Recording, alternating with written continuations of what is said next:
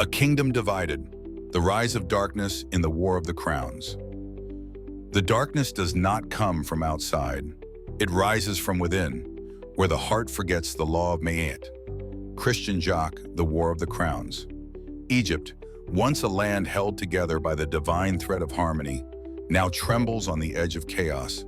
The twin crowns of Upper and Lower Egypt, once symbols of sacred unity, are no longer worn with peace. Brotherhood turns to betrayal. Temples once filled with light echo with silence. The kingdom is no longer one voice. It is many, shouting, scheming, divided. How did Egypt, the kingdom of unity and divine order, fall into darkness and division? If you're fascinated by the mysteries and wisdom of ancient Egypt, subscribe to Sacred Nile Chronicles for more deep dives into Christian Jaqq's incredible stories. The Seeds of Discord. Recap and context. At the end of the Tree of Life, Egypt stood at a fragile threshold. The sacred mission to restore Ma'at, the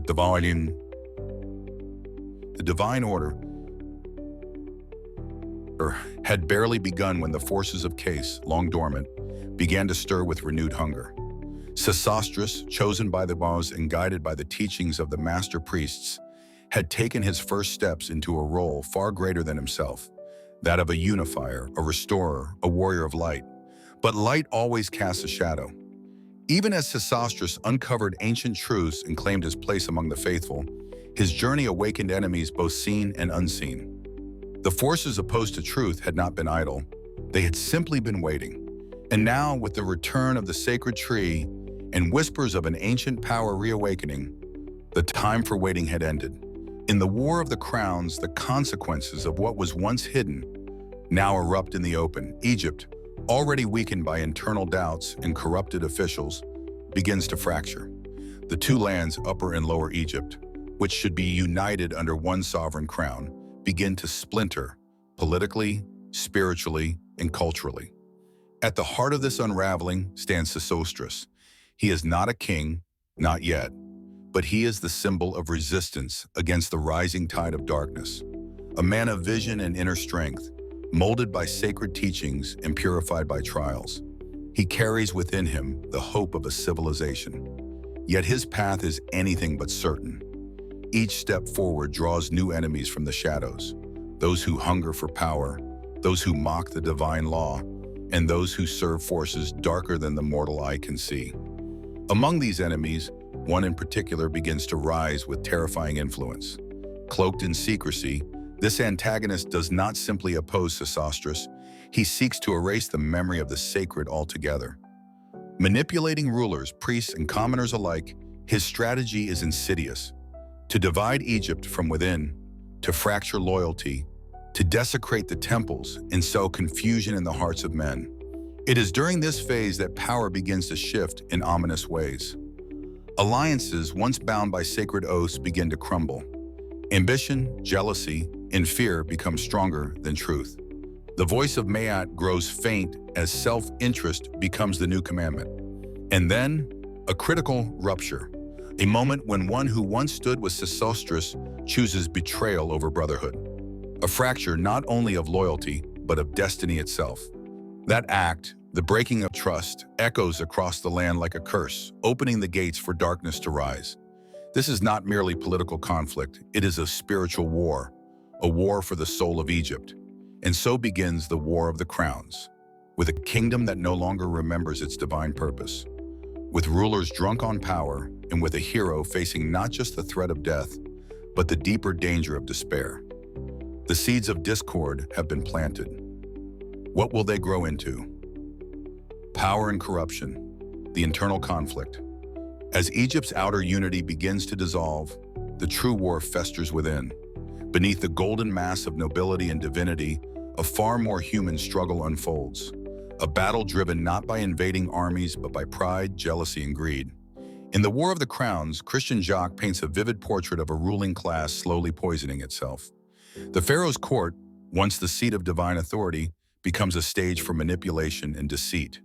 Ministers, generals, and even high priests begin to act not for the good of Egypt, but for their own personal elevation. Some believe they can wield darkness to strengthen their influence. Others have simply forgotten Ma'at, trading truth for political convenience.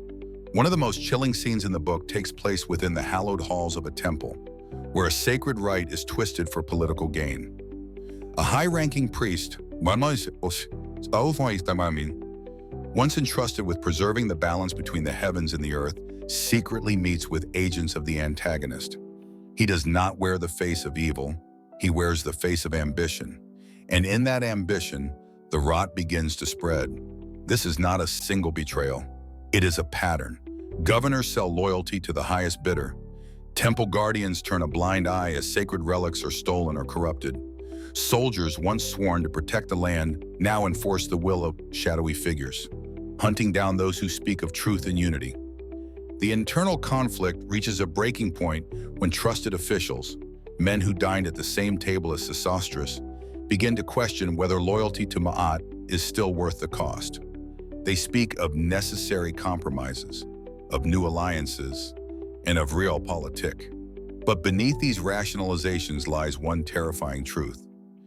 Egypt's heart is no longer ruled by divine law. It is ruled by fear and self-interest. And it is precisely this spiritual erosion that allows darkness to rise unchecked. When Ma'at is abandoned, the gates to chaos swing open. The priesthood, once guardians of wisdom, now fracture into rival factions. Each claims to hold the true will of the gods, yet each is blind to the greater danger looming beyond their grasp. Power, once sacred, becomes currency. Corruption is no longer hidden, it is institutionalized. Decisions meant to guide Egypt into light now pull her deeper into night. In this maelstrom of politics and betrayal, Sesostris is left to navigate a kingdom where allies cannot be trusted, truth is buried under propaganda, and the divine silence grows heavier by the day. The internal struggle is not just a subplot, it is the central battlefield. For as long as Egypt's rulers seek to serve themselves rather than the sacred, unity will remain a dream, and the kingdom will continue its descent into shadow. This is the cost of corruption. This is the anatomy of a divided kingdom. Prophecy and dark omens. The spiritual crisis. In the War of the Crowns, Christian Jacq reveals that the visible conflict between kings, priests, and armies is only the surface. Beneath it lies a deeper, more profound struggle, the battle for Egypt's soul. Ancient Egyptian spirituality is not mere backdrop in this tale. It is the heartbeat of the land, the sacred rhythm that once held every part of the kingdom in harmony. And when that rhythm is disturbed, the land itself begins to cry out. Prophecies begin to resurface, ancient words long hidden in temple walls and sacred scrolls. Some speak of a time when the two lands will be torn apart, not by foreign enemies, but by their own children. Others warn of a false king rising to power, one who will wear the crown but serve the shadows. These are not riddles. They are maps of destiny, known to the initiated, ignored by the ambitious. One such prophecy, spoken by a dying oracle, whose voice trembles with divine breath, foretells of the black sun, a time when light will vanish from the sky and chaos will walk in the robes of power. It is a vision both mystical and political, for it points to the collapse of divine rule and the rise of counterfeit authority. Omens multiply. Sacred animals refuse their offerings. The Nile rises out of season, its waters murky and unsettled. Statues of the gods weep blood or fall from their pedestals. At first, these signs are whispered about in the margins, dismissed by the powerful as superstition. But for those who see clearly, like the priests loyal to Ma'at and the followers of Sesostris, these are not mere coincidences. They are warnings. The spiritual crisis is undeniable. Temples once filled with incense and prayer now echo with silence or false chants.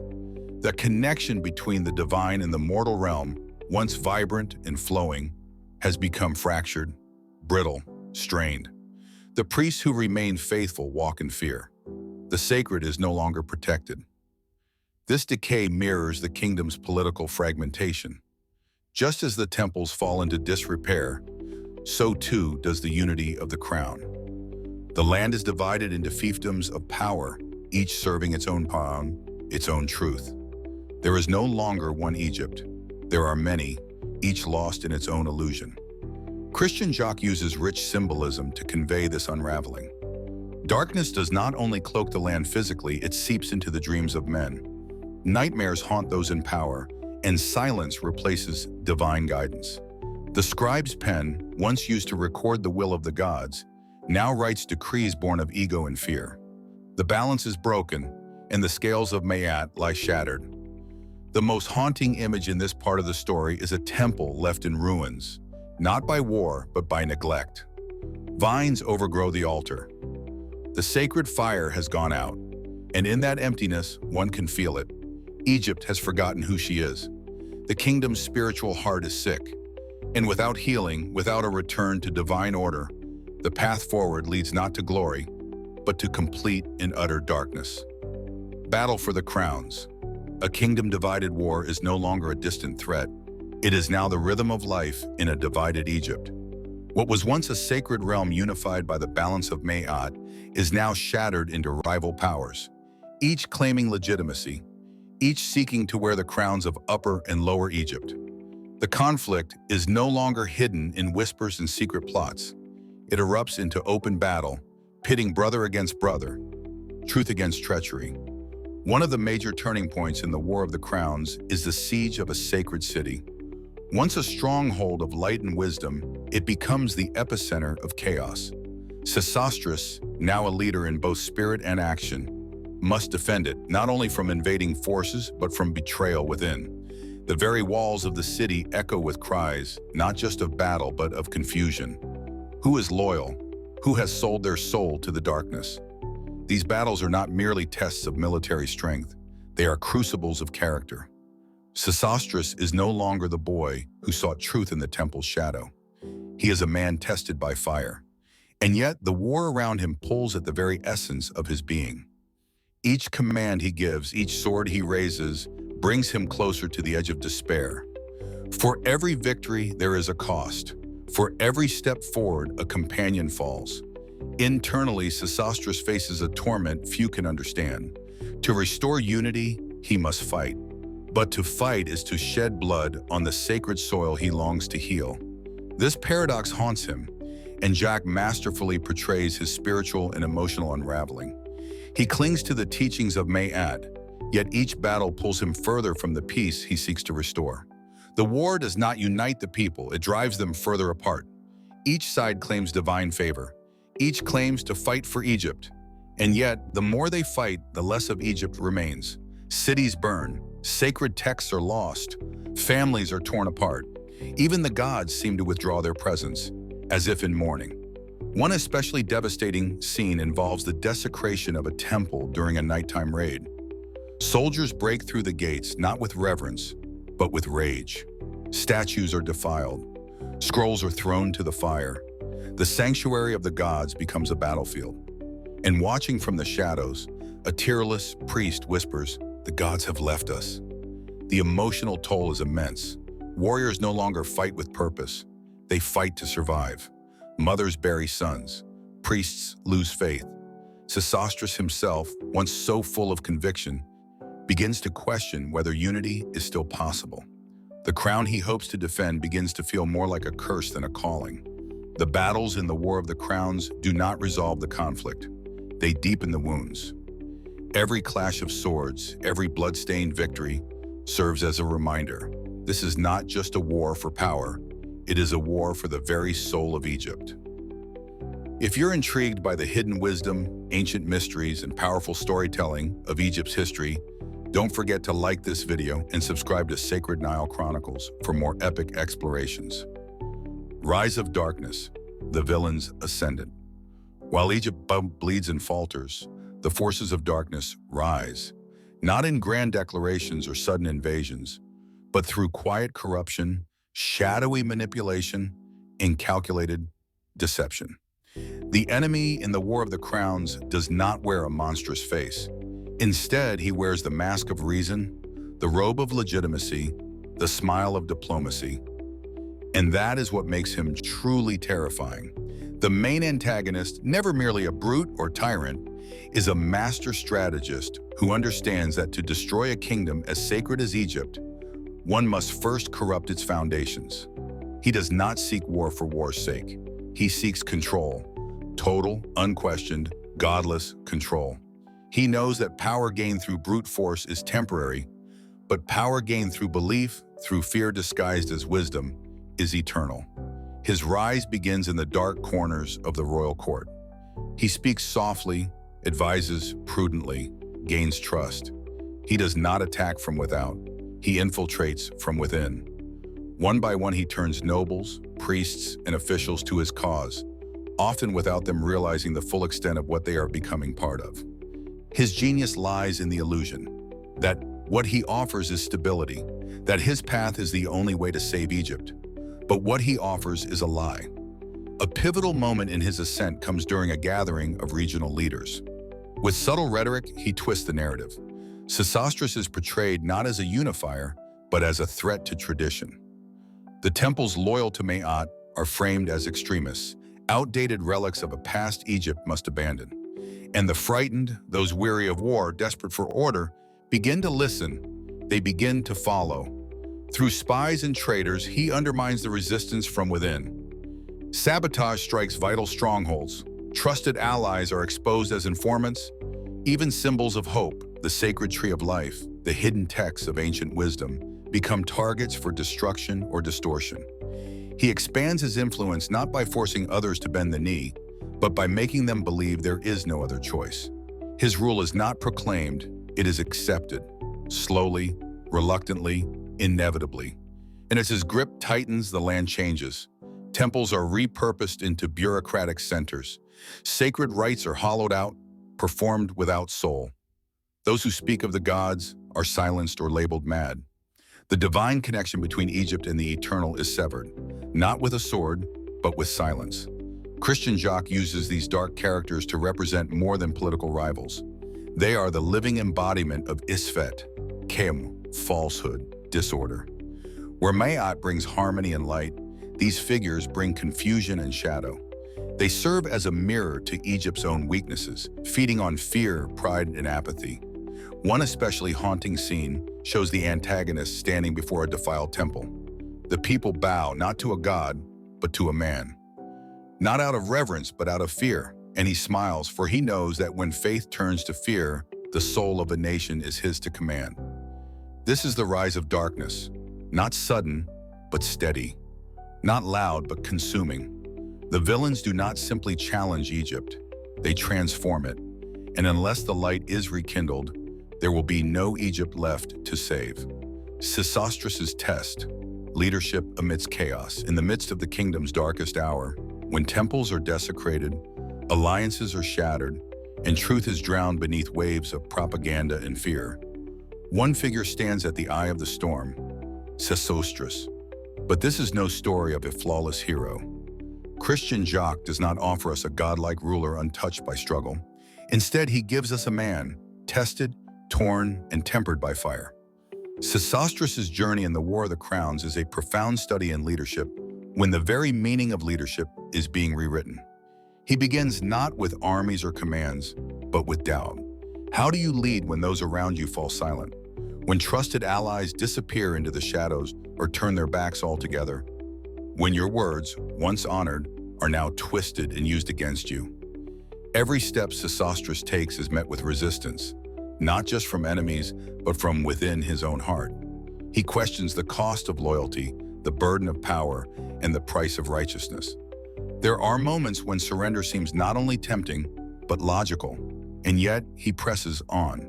This moral ambiguity becomes one of the defining challenges of his leadership. When is force justified? Can deception ever serve the truth? What if saving Egypt means sacrificing its soul? One powerful scene places him before a council where he must choose between saving a strategic province or rescuing a sacred temple under siege. One path strengthens his political hand. The other preserves Egypt's spiritual heart. The decision weighs on him, not just as a leader, but as a man. And it is in these moments that Sesostris transforms, not into a conqueror, but into a shepherd of destiny. Key relationships shape his journey. Among them, the bond with his spiritual mentors remains vital, though even they begin to show fractures in the face of growing darkness. A young scribe, fiercely loyal but increasingly disillusioned, becomes both a mirror and a moral compass. a former ally now aligned with the antagonist, serves as a constant reminder of what Sesostris could become if he chooses ambition over integrity. There are betrayals that cut deep, not just politically, but personally. Friends he trusted turn out to be agents of the enemy. Promises are broken, sacred oaths are defiled. Yet even in betrayal, Sesostris finds insight. He learns not to lead through control, but through example. Not by demanding loyalty, but by embodying it. Jaqq's portrayal of leadership is not about authority, it is about resilience. It is about walking forward even when the path is uncertain. It is about listening when others shout and speaking truth when silence is safer. Through Sesostris, we are reminded that true leadership is not about victory in battle. It is about remaining faithful to a vision even when the world falls apart. In the furnace of war, Sesostris is not hardened, he is refined. And though the kingdom around him crumbles, though darkness seems to triumph, he becomes the flicker of light that refuses to be extinguished. Leadership, in the War of the Crowns, is not a throne, it is a trial. And Sesostris endures it not because he is perfect, but because he chooses again and again to rise. Lessons from the ancient past, themes and reflections. As the dust settles over the scorched temples and broken crowns of the War of the Crowns, what remains is not only a gripping tale of ancient conflict, but a mirror held up to every age, including our own. Christian Jaqq's writing transcends time, weaving into the narrative deeper truths about unity, leadership, and integrity. Beneath the political maneuvering and sacred battles lies a haunting truth. A kingdom without harmony is a kingdom at war with itself. Through the rise of darkness and the fall of sacred order, Jacq warns us. When power is pursued without principle, when fear replaces faith, when ambition overrules duty, division becomes inevitable. Egypt, the cradle of civilization, was not brought to its knees by foreign swords. It was fractured from within, piece by piece, word by word, betrayal by betrayal. Unity, as portrayed in the story, is not uniformity. It is a sacred alignment between the spiritual and the temporal. It is the understanding that a people, a land, and a purpose must walk in balance. And when that balance is lost, the greatest of civilizations can unravel like papyrus in the sun. Jaqq's lesson on leadership is especially piercing. True leaders like Sesostris do not seek control, they seek alignment with truth. They are not immune to doubt, but they rise above it. They are not untouched by pain, but they allow pain to shape them rather than destroy them. In an era where leadership often collapses under the weight of ego and spectacle, Sesostris reminds us that the soul of a nation rests on the character of those who dare to lead. And then there is integrity, the golden thread running through the story. In a world clouded by half-truths and shifting alliances, the few who cling to truth shine brighter than any crown. Their sacrifices are often unseen, their victories internal, but their legacy endures. What makes Jaqq's message even more powerful is how it echoes into our present world. We too live in an age of division. Political, cultural, and spiritual fragmentation threaten the cohesion of communities and nations. Like ancient Egypt, we face crises not just of power, but of purpose. And like in Jaqq's Egypt, the path forward does not begin with conquest. It begins with remembering. Remembering who we are. Remembering what binds us, not what breaks us. Remembering that truth is not decided by the loudest voice, but revealed in the stillness of a sincere heart. The spiritual wisdom in the War of the Crowns is not confined to ancient scrolls. It speaks to our need for grounding, for sacred alignment, for a return to inner law before outer reform. Christian Jacq leaves us with more than a story. He leaves us with a choice. Will we, like Egypt, allow division to rule and darkness to rise? Or will we choose, as Sesostris did, to stand for something eternal, even when the world falls apart? In the echoes of his tale, we find our own, and in the fall of crowns, we are reminded, true power lies not in what we wear upon our heads, but in what we carry within our souls. Conclusion. Foreshadowing and invitation. As the War of the Crowns draws to a close, the horizon darkens. The once glorious kingdom of Egypt now stands at a precipice. The crowns of Upper and Lower Egypt, once symbols of sacred unity, are tainted by ambition, betrayal, and blood. The darkness is no longer rising. It is here, and yet, not all hope is lost. Sesostris, battered but unbroken, remains. He carries the memory of what Egypt once was and the vision of what it could be again. But the road ahead is uncertain. The enemies of truth have grown bolder, their reach extending even into the most sacred of sanctuaries. The kingdom is fractured. The gods are silent. What will become of Sesostris and his divine mission? Can one man, guided only by faith and wisdom, restore what has been lost? Can the law of Maat be revived in a land ruled by shadows? These questions will guide us into the next chapter of Christian Jacc's epic, the third book in the Mysteries of Osiris series. The struggle for Egypt is far from over. New alliances will be tested, hidden truths will be revealed, and the spiritual destiny of a civilization will hang in the balance. In our upcoming videos, we will delve into Book 3, uncovering the next phase of Sesostris' journey and the ancient secrets that continue to shape his fate. The mystery deepens, and the battle between light and darkness intensifies. If you've enjoyed exploring the powerful themes and thrilling stories of ancient Egypt, subscribe to Sacred Nile Chronicles to continue unraveling the mysteries of Christian Jacc's compelling series. Don't forget to like, share, and turn on notifications. More ancient secrets await.